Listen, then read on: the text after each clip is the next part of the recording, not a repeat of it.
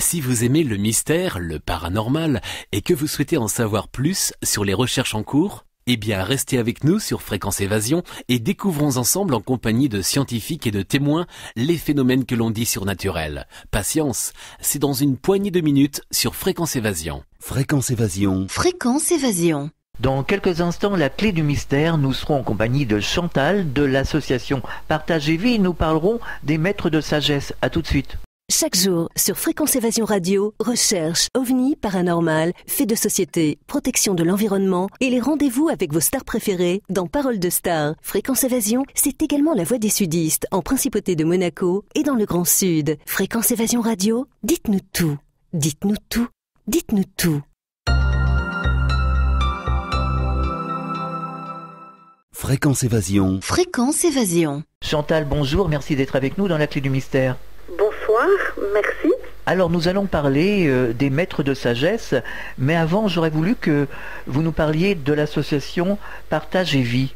Alors il s'agit d'une association dont le but c'est de promouvoir la notion de partage. Et c'est une notion, le partage, qui est vraiment très préconisée en fait par les maîtres de sagesse. Et le but de cette association, c'est de faire connaître les préconisations des maîtres de sagesse pour notre monde moderne. Donc nous faisons des conférences bénévolement pour informer le public. Nous faisons des interventions dans différentes radios pour informer le public en fait de ça. D'accord. Alors rentrons dans le vif du sujet. Qui sont ces maîtres de sagesse ? Alors, ce sont des êtres qui, pour nous, sont comme des dieux, c'est-à-dire des êtres extraordinairement évolués, qui sont passés par l'évolution humaine, c'est-à-dire qu'ils ont été des êtres humains, ils ont vécu toutes les vicissitudes de la vie sur la planète. On peut les considérer un peu comme nos frères aînés, c'est-à-dire des êtres qui ont été plus rapidement que nous, sur le processus de l'évolution, et qui ont parfait complètement leur réalisation spirituelle. C'est-à-dire qu'ils l'ont totalement réalisé à travers évidemment plusieurs vies, puisqu'on est à plusieurs reprises. Il y a la loi de renaissance, je vais faire un petit peu le lien avec les lois de la vie. Et en fait, chacun de nous s'incarne à plusieurs reprises, puisque le but de notre vie sur cette planète, c'est d'apprendre et d'évoluer à travers, et puis de laisser rayonner notre être de lumière à travers l'apprentissage de la vie sur la planète. Donc, ces maîtres de sagesse, ils ont terminé complètement leur parcours d'évolution, et ce sont des êtres totalement aimants, qui ont vaincu complètement les lois de la matière. C'est-à-dire qu'ils ont laisser rayonner pleinement leur être spirituel, ils ont converti, on va dire, la moindre de leurs cellules, et du coup tout leur potentiel de lumière, à la fin de leur évolution, leurs corps sont complètement devenus de la lumière. Et à ce moment-là, ils n'ont plus besoin de se réincarner, c'est vraiment la réalisation totale, et c'est-à-dire ça ne leur est plus nécessaire. Et ils vont poursuivre leur évolution sur d'autres sphères, d'autres planètes, d'autres lieux. Mais certains ont fait le choix de rester au service en fait des humains, de la planète Terre, pour s'occuper des petits frères et des petites sœurs qui sont derrière. Alors quels sont les messages qui sont délivrés et comment nous délivrent-ils ces messages ? Alors, leur travail, il faut comprendre un petit peu de quelle façon ils agissent. Leur travail, c'est de transmettre des énergies spirituelles. Donc, en fait, on va dire que chaque événement qui se passe sur la planète, en fait, avant même que ça se matérialise, que ça se concrétise, c'est permis par des courants d'énergie. Moi, je dirais un petit peu comme une personne, par exemple, quand elle est, avant de tomber malade, par exemple, il y a des encombrements énergétiques, et puis à un moment, ça se précipite dans la matière, et puis ça donne lieu à une maladie. Ça peut donner lieu aussi à un événement positif.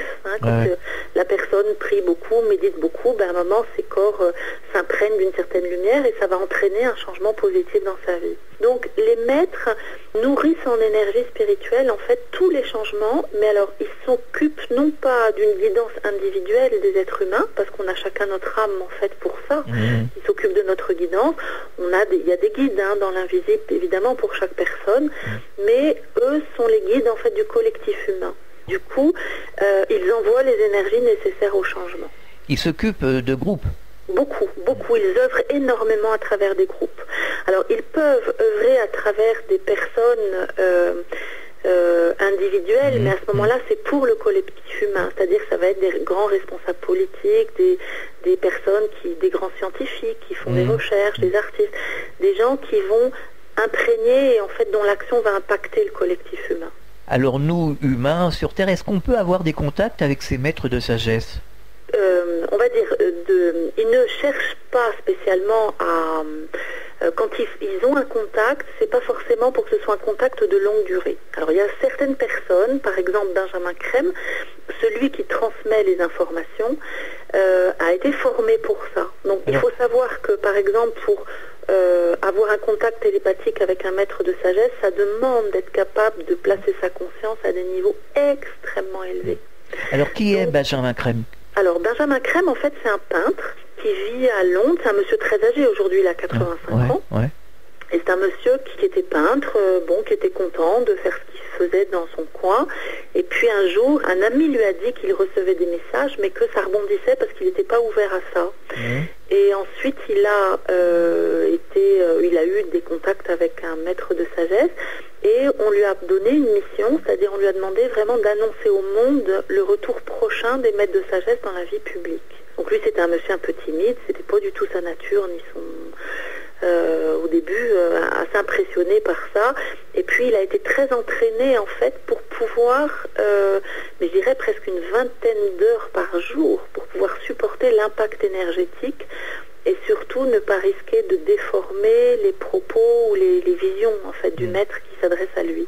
Et grâce à cet entraînement, aujourd'hui, c'est-à-dire il est capable de canaliser, en fait, la pensée du maître et de l'exprimer. Donc il reçoit des messages et il peut donner une information, et puis il a tellement vécu ça dans ses cellules qu'il a la conviction nécessaire pour transmettre cette information.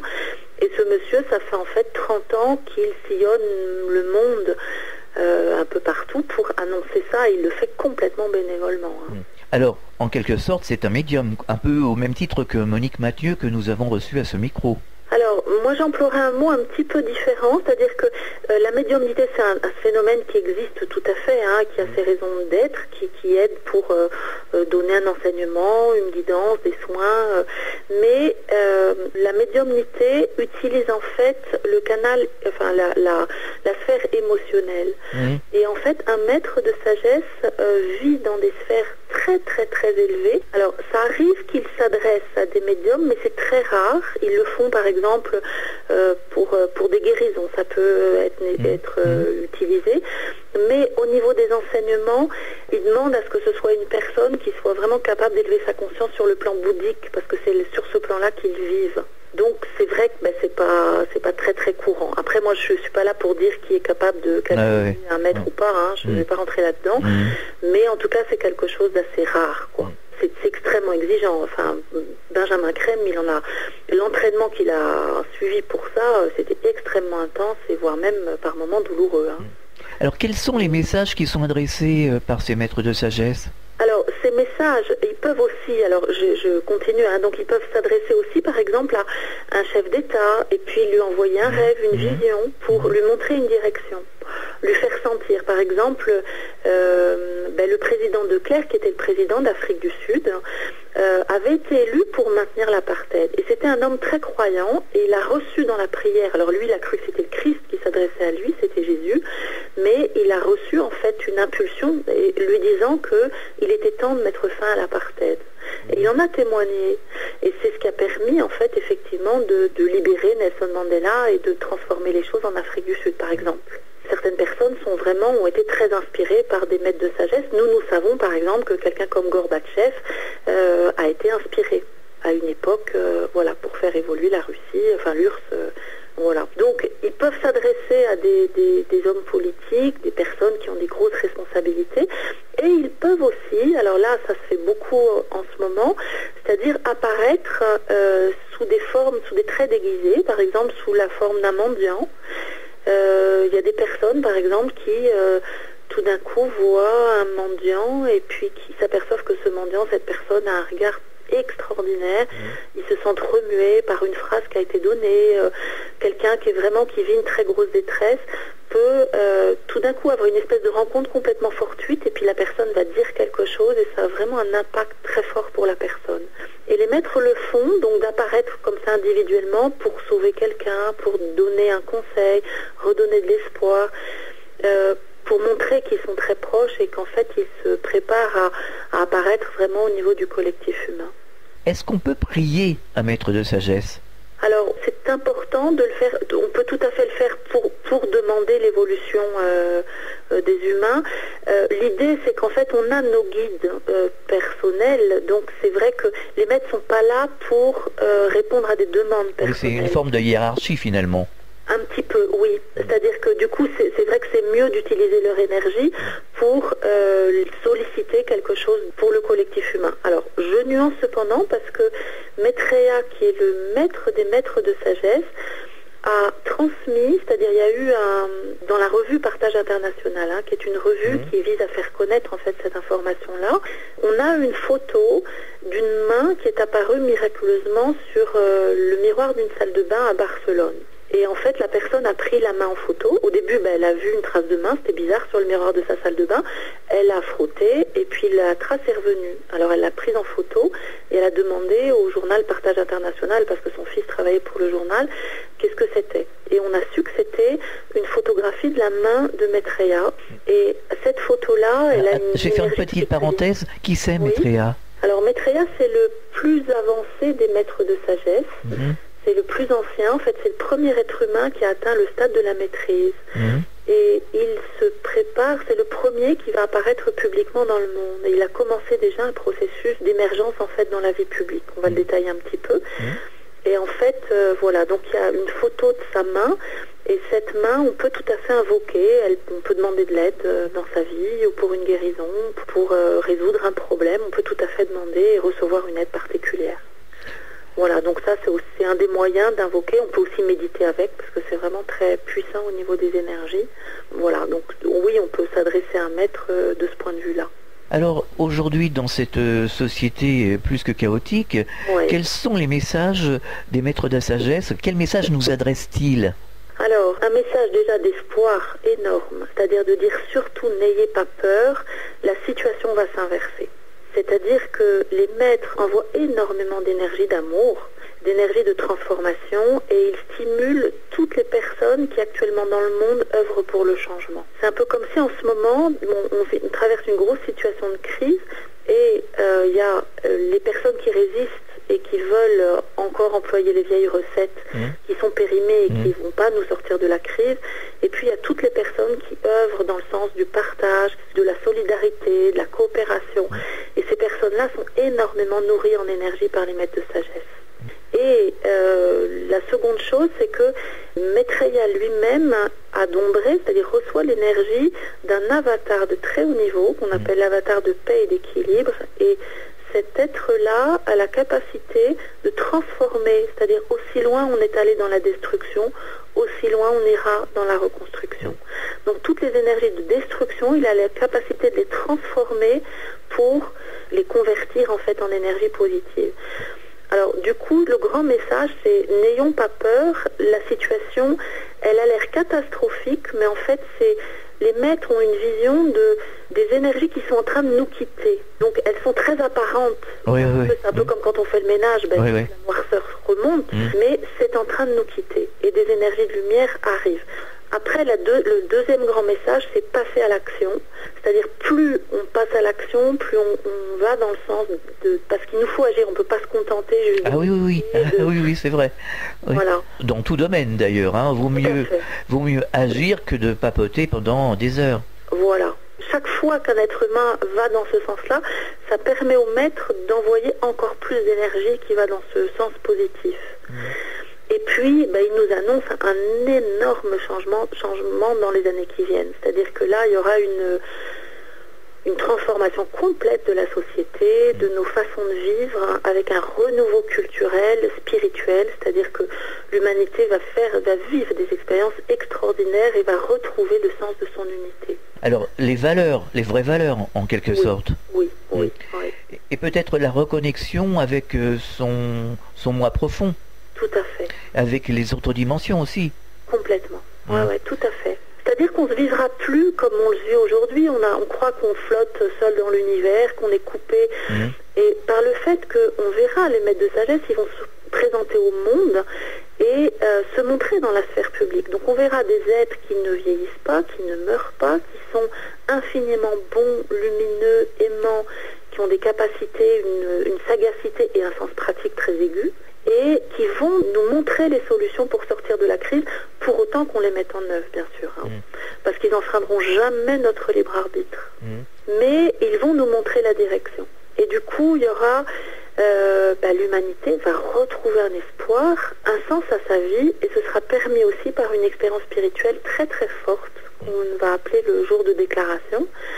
C'est-à-dire que donc ça commence en fait parce que Maitreya, donc cet être-là, alors il se présente pas comme Maitreya, je ne sais même pas sous quel nom il se présente actuellement aux télévisions, mais il a commencé des interviews un peu partout dans le monde, et en fait il envoie son énergie. Et il y a un moment où il sera beaucoup plus connu des médias, je ne peux pas dire sous quel nom ce sera, mais à ce moment-là, quand on sera suffisamment nombreux en fait à avoir entendu son message et à commencer à bouger dans cette direction, à ce moment-là, il se déclarera publiquement au monde et il dira qui il est. C'est-à-dire qu'il se montrera sous son vrai jour. Et là, ce sera une expérience spirituelle, mais incroyable pour l'humanité, et toute l'humanité va faire la même expérience au même moment. C'est-à-dire que chacun, bon, il y a un monsieur qui sera là pour une émission de télévision, et ces lèvres ne bougeront pas, et tout le monde pourra le voir et l'entendre, mais même les gens qui n'ont pas la télé feront l'expérience d'entendre télépathiquement son message dans sa propre langue. Et surtout, chacun fera l'expérience de son énergie. Donc une énergie d'amour, mais colossale. Il dit, il va embrasser le monde. Et toute l'humanité au même moment va faire cette expérience. Fréquence Évasion. Fréquence Évasion. Alors, il y a des personnes sur, par exemple, les réseaux sociaux qui parlaient de ces choses-là et qui ont peur quand même quelque part parce que certains disent que c'est une manipulation, que ça pourrait faire partie d'un projet, le projet Bluebeam par exemple, de nous envoyer des messages dans la tête qui n'auraient rien à voir avec le monde spirituel. Est-ce que vous en avez déjà entendu parler? Qu'est-ce que vous pensez de ces... J'ai entendu parler de ça. Alors moi, ce que je peux dire depuis le temps que je suis Benjamin Crème, ça fait une dizaine d'années que je connais cette information. Moi, ça m'a convaincu que j'œuvre dans cette direction, je prie très régulièrement, je médite. Maintenant j'ai une expérience intérieure de ça, ce qui me permet de parler avec cette conviction-là. J'ai une certitude, c'est qu'il y a un tel respect du libre arbitre que j'ai aucun doute. Par exemple, je sais qu'un maître de sagesse ne devance pas, par exemple, des questions qu'on ne pose pas. Donc je ne crois pas du tout au côté manipulation. Par exemple, ils pourront répondre à des questions de chef d'État, mais il faudra que la question soit sincère. Il faudra que le chef d'État la pose lui-même. Donc moi, tel que je connais, je vois la personne de Benjamin Crème, la simplicité dans laquelle il vit, la cohérence de ses propos. Ça fait 30 ans qu'il dit ça, il n'a pas dévié, il aurait pu changer en cours de route, c'est pas le cas. Il vit extrêmement simplement, il ne gagne pas un centime sur toute l'information qu'il donne. Et moi, je connais vraiment le respect de chacun, j'ai aucun doute par rapport à ça. Et par contre, ces messages, il faudrait qu'elles soient adressés au peuple, je veux dire, pas seulement aux chefs d'État. Alors après, c'est vrai que les maîtres sont là pour envoyer des énergies, donc de toute façon, chaque expérience spirituelle que fait quelqu'un, c'est une énergie qui vient de plus haut, qui a été envoyée. Mais quand on sait à quel point ça transforme, et puis surtout, c'est-à-dire que c'est pas pour une élite, c'est pour un amour de l'humanité, et surtout qu'on puisse résorber la faim dans le monde, permettre que chacun puisse avoir accès à un toit, à une éducation, à des soins, à une nourriture. Il y a un tel sens ce qui fait honte à Maitreya, il le dit, c'est ça, le blasphème, c'est que des personnes meurent de faim dans un monde d'abondance. Ah oui, ça c'est tellement évident. Au niveau du message, moi je rejoins ça, quoi. Ça paraît vraiment du bon sens. Alors, ces messages seront adressés à la population, au peuple. Oui. Oui. Donc au chef d'État. Donc il y aura certainement une dimension extraordinaire qu'on ne peut pas confondre avec quelque chose d'artificiel. Oui, je pense que vraiment les cœurs vont s'ouvrir, il paraît que les gens vont pleurer de joie, ça va faire fondre toutes les barrières de cynisme et d'aveuglement. Alors après, évidemment que le libre arbitre, chacun va l'intégrer à sa manière. Donc il y a des gens qui vont tout de suite sentir que vraiment il faut qu'on s'occupe les uns des autres, il faut qu'on protège notre planète. Et puis il y a des gens qui vont dire non, je mets ça en doute. C'est évident, on ne va pas faire de l'angélisme, chacun va l'intégrer, mais chacun aura la liberté, et puis de toute façon il n'arrivera rien de mal, ceux qui se mettent à douter, qui ne croient pas. C'est-à-dire Maitreya ne vient pas là pour lui-même. C'est-à-dire que c'est pas du tout pour qu'on lui voue un culte. Il vient pas là pour organiser non plus un espèce de gouvernement mondial et en prendre la tête. Voilà, pas du tout ça. C'est-à-dire que nous, on a notre expérience d'être humain à faire, à mener. Donc on a à élire des chefs d'État. Il nous faudra aussi participer beaucoup plus à la vie publique. On ne pourra pas se contenter de voter pour quelqu'un, puis surtout... il faut être acteur. Il faudra qu'on s'implique beaucoup plus, mais on a notre expérience à faire. Et les maîtres nous priveront jamais de ça. Donc ils seront un peu sur le côté, je dirais comme des guides, des référents. Ils répondront aux questions, mais pour autant qu'on les pose, ces questions-là. Mais ils nous donneront l'énergie, la confiance, mais ce sera à nous de faire. Mais bien sûr. Et les maîtres sont pas du tout pour l'idée d'un gouvernement mondial.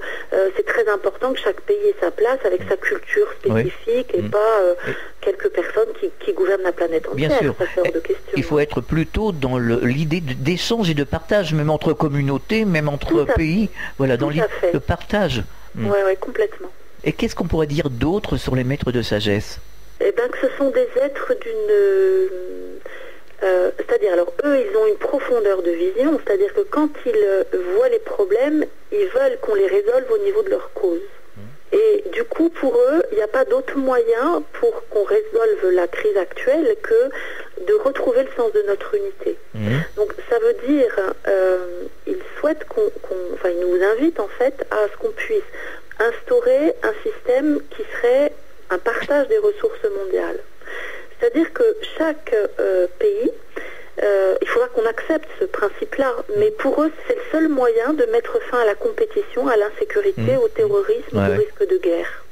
Et du coup, ils préparent même dès maintenant, c'est-à-dire qu'il y a à des hauts niveaux, il y a des économistes qui travaillent déjà, il y a des plans qui dorment dans des tiroirs, et tout est déjà prévu pour ça.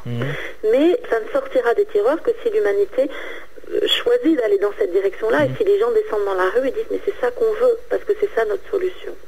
Oui, alors justement, certains auditeurs nous disent la même chose, que les gens ne réagissent pas beaucoup, sauf quand on a vu, par exemple, descendre dans la rue pour Charlie Hebdo, par exemple, mais en dehors de ça, on a toujours peur que ça retombe, quelque part. Qu'est-ce qu'ils pensent, les maîtres de sagesse, de justement, je sais pas comment dire, cet endormissement des peuples? Oui, je comprends.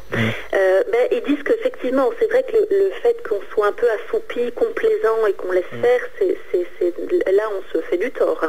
C'est-à-dire qu'ils encouragent vivement, vraiment, à affirmer nos choix, manifester, écrire à nos députés, c'est-à-dire participer. Et c'est vrai qu'ils disent que ça c'est spirituel et que c'est très très important dans l'époque actuelle. Alors maintenant, c'est vrai qu'eux sont confiants parce qu'ils disent qu'ils voient le cœur de l'humanité, ils savent que le cœur de l'humanité est sain et bon. Et c'est vrai que moi, quand je vois ce qui s'est passé, pour moi, c'était quand même très inattendu. C'est vrai quand on voit les Français qui sont souvent assez individualistes, râleurs.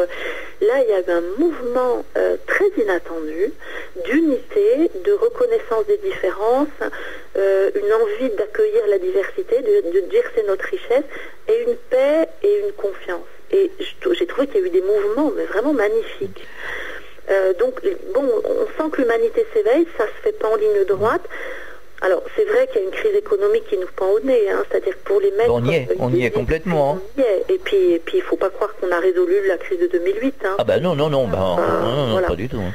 Ça risque de péter, même notre système économique, même si pour nos pays c'est encore relativement confortable, faut pas s'attendre à ce que ça dure longtemps. Donc là, évidemment, les maîtres vont agir pour que ce soit le moins douloureux possible, mais Maitreya, plus la situation devient périlleuse pour la planète, parce que là, même au niveau écologique, point de non-retour, on risque quelque chose de très embêtant. Ils vont faire en sorte d'arriver le plus tôt possible pour qu'on n'ait pas à payer ça. Non, parce qu'on a l'impression que pour l'histoire de Charlie Hebdo, il y a eu une impulsion du peuple, mais un peu dans la confusion, quelque part. Oui, je comprends bien. Je comprends bien. Il n'y a pas de stabilité. Il faudra encore qu'il y ait encore un gros travail ou une grosse prise de conscience à faire pour que les gens se donnent vraiment la main et se soutiennent. Oui, tout à fait. Alors, ça sera permis quand même par cette expérience extraordinaire du jour de déclaration, où là, c'est-à-dire que chaque être humain sur la planète va faire l'expérience de la signification de sa vie sur Terre. Donc les gens vont être tout d'un coup, c'est-à-dire que ceux déjà qui vivent dans l'angoisse permanente du lendemain vont se sentir sécurisés et vont savoir dans leurs cellules qu'ils sont chers au divin. Et puis tous ceux qui sont un peu dans la surface, les apparences, vont tout d'un coup sentir que ça n'a pas de sens et que c'est pas ce qu'ils veulent profondément. Donc ça va permettre quand même une grande mutation, un immense éveil de conscience qui lui sera prolongé parce que Maitreya dit il faudra un passage à l'action et personne ne sera ni trop vieux, ni trop jeune, ni trop malade pour participer. Et il dit que chacun, mais ça va être une occasion d'évolution, mais incroyable. C'est-à-dire que toutes les initiatives vont partir de la base, et là, les télés, au lieu de relayer des horreurs, vont montrer toutes les bonnes initiatives qui vont dans le sens du changement. On en a bien besoin. Et là, on verra, voilà ce qu'ils font à l'autre bout du monde, puis on dira, mais on a envie de faire la même chose. Et donc, c'est là où on va se diriger vers des énergies renouvelables, le nettoyage de la planète. Ah oui, ça va être les deux grandes priorités, c'est enlever le problème de la faim, c'est-à-dire acheminer tous les biens pour que plus personne ne meure de faim sur cette planète, et puis nettoyer. Et si on donne la preuve de notre bonne volonté, c'est-à-dire qu'en s'orientant vers des énergies renouvelables, à ce moment-là, on disposera de connaissances scientifiques données par les maîtres de sagesse et on aura accès à des moyens technologiques tout à fait nouveaux. Ça passera par même un relais qui sera la mise en œuvre de la fusion à froid qui déjà va pouvoir être en mesure assez rapidement de répondre à nos besoins énergétiques. Mais même après, on aura accès à une technologie de la lumière qui est très particulière, qui sera vraiment donnée par les maîtres, mais il faudra qu'on ait donné la preuve du fait qu'on est capable de vivre ensemble, de subvenir aux besoins de tout le monde, et que ce ne soit pas quelques lobbies qui s'approprient ça pour dominer les autres, quoi. On ne sera plus dans la même configuration, visiblement.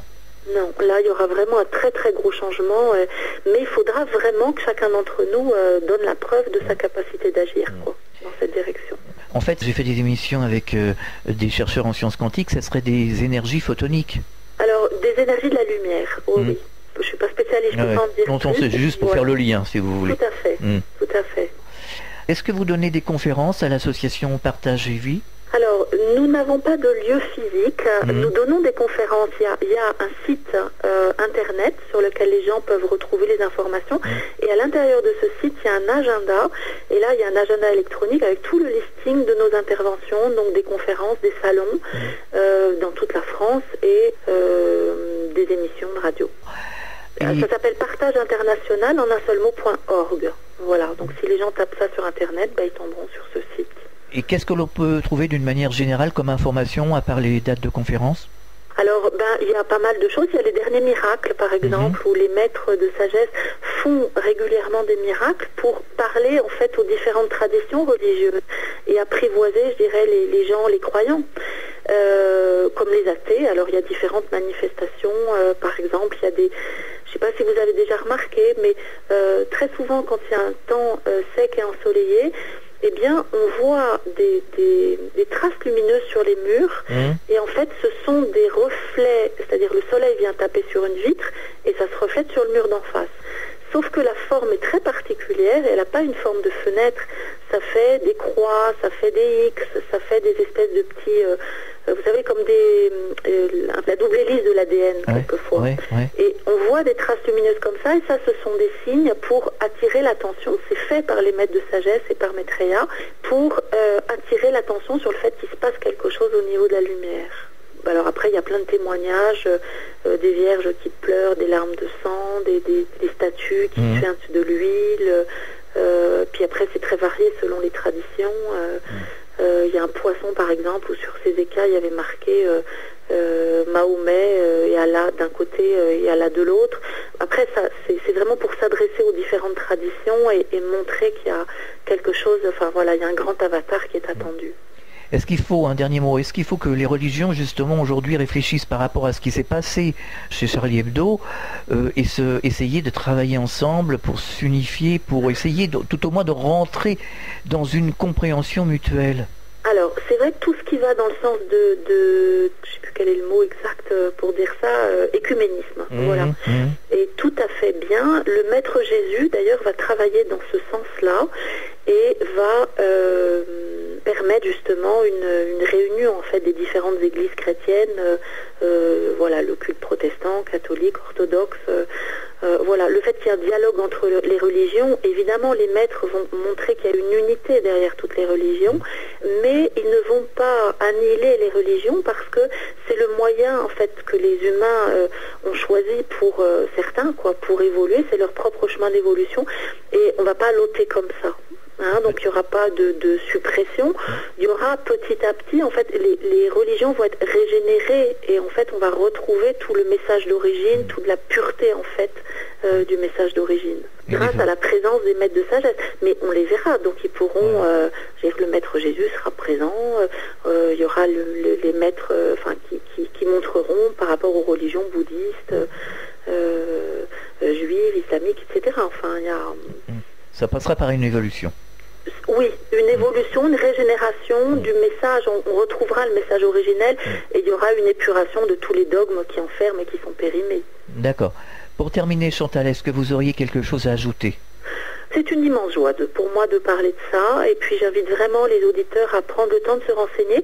Je comprends que certains puissent se dire ne pas être très sûrs ou se dire est-ce qu'on peut croire ça. Moi j'ai envie de dire qu'ils écoutent ce qui est dans leur cœur, qu'ils prennent le temps de se renseigner et voilà, moi je leur demande pas de croire, je donne l'information, après ils en feront ce qu'ils jugent juste. Voilà, c'est à chacun d'écouter ce qu'il sent et de faire confiance à son intuition. J'ai totalement confiance dans le fait que les faits suivront. En général, vous êtes bien accueilli, le message est bien accueilli par les médias? Écoutez, plutôt oui. Plutôt oui, ça a été, il y a quelques années, c'était un peu long, les gens étaient un peu surpris, et puis je dirais que plus ça va, plus on peut effectivement transmettre ce message assez librement. Chantal, merci d'avoir participé à la Clé du Mystère sur Fréquence Évasion et à très bientôt. Merci beaucoup. Et bon courage, au revoir. Au revoir. Fréquence Évasion.